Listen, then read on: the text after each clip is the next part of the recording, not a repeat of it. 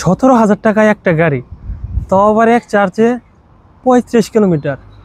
এটা কিভাবে সম্ভব? তাও আবার মাত্র 18 টাকা খরচ করে চার্জ দিয়ে আমি 35 কিলোমিটার করে চলি। এটা কি সম্ভব?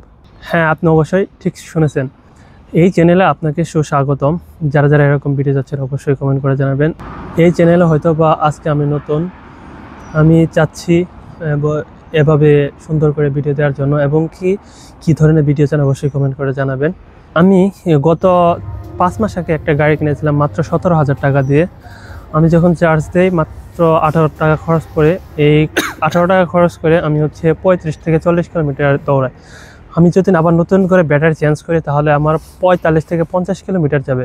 এটা একটা অবাকজনক বিষয় যে আপনার ভাবছেন এভাবে এটা কিভাবে সম্ভব। মাত্র 17,000 টাকাতে এটা কি সম্ভব?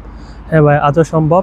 এটা আরও কম মূল্য পাওয়া যায়, প্রায় কাছাকাছি চার্জ। আমি একটা পুরাতন বাইক কিনেছি, তো এটা বাংলাদেশে স্কুটি নামে পরিচিত, এখানে স্কুটি নামে পরিচিত।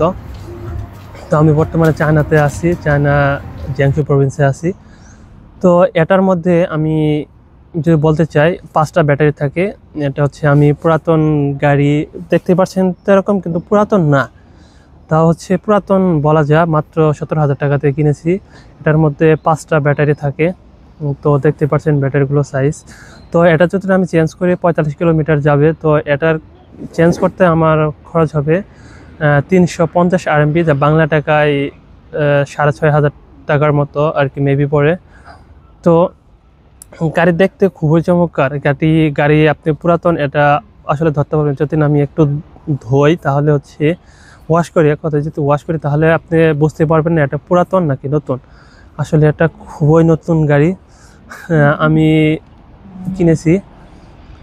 তো গাড়ি দেখতে থাকুন, আর গাড়ির সকল পার্টস একবারে নতুন।